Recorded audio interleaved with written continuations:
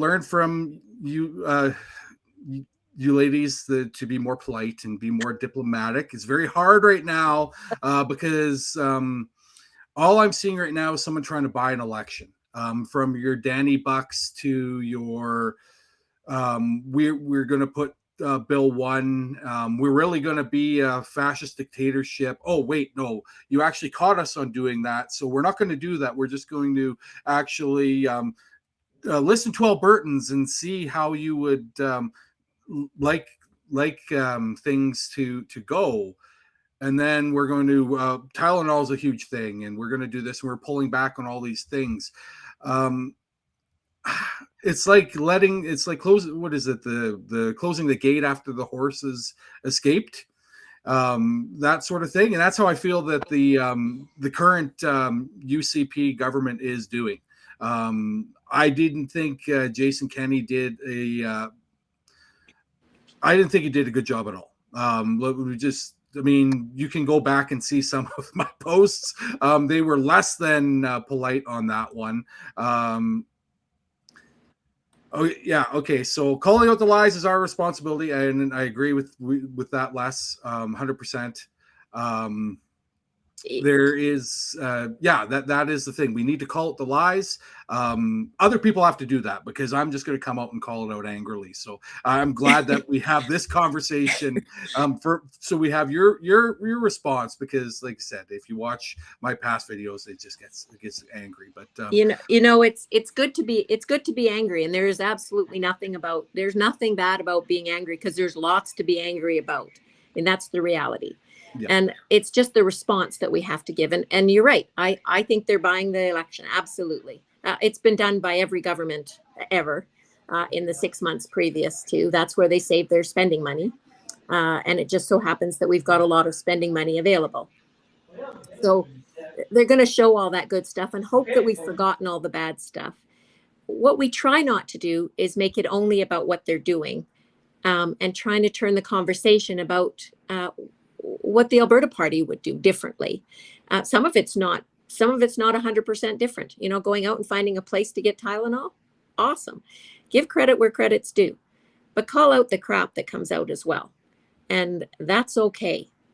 But you can do it in a way that doesn't put you in a confrontational position. That's right. And that's what we try to do from an Alberta Party perspective. It needs to be, and heavens, I hate this word, collaborative, but I say cooperative. It seems to be the better term. Like we're looking at a co-op.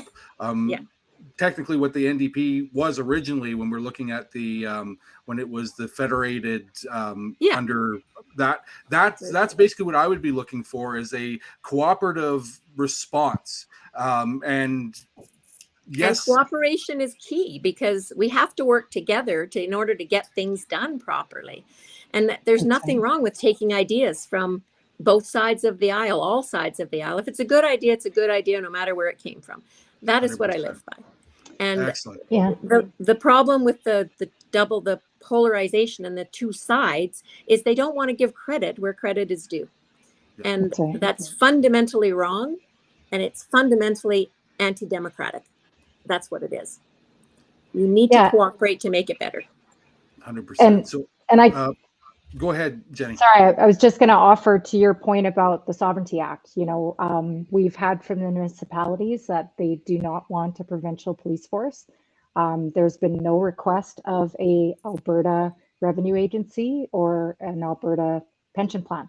So the struggle I have with that is we do want to talk about healthcare, we do want to talk about education, and we do want to talk about livability in this province. So that is affordability and environment, right? So no, we don't have to collaborate for the sake of collaborating. The Sovereignty Act is not something that, the Alberta Party is supportive of in principle. So to me, and it's because we're trying to respond to what Albertans are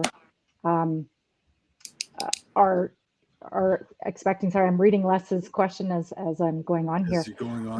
I think this is the problem we're seeing, is we're not seeing collaboration from either side of the aisle right now, and that's the sort of void we want to sort of promote, enforce, like not enforce but promote and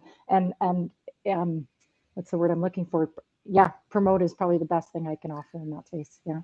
And on Les's point there, I 100% agree that you won't get cooperation from the UCP, but you sure as heck won't get cooperation from the Notley NDP as well.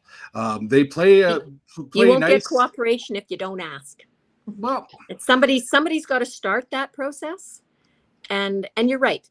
I don't think that would be an easy transition. But if you're not, from an Alberta Party perspective, if we're not asking, if we're not offering to say, hey, let's work on this together to make it better, then it's never going to happen. And that's what's going on right now. Nobody wants to be the first person to put a hand out. 100%. And go ahead, Carrie.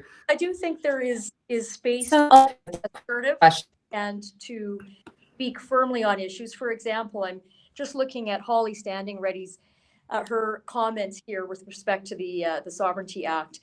And, getting back to what Jenny was saying earlier, for me and for many in the Alberta Party, it's about listening.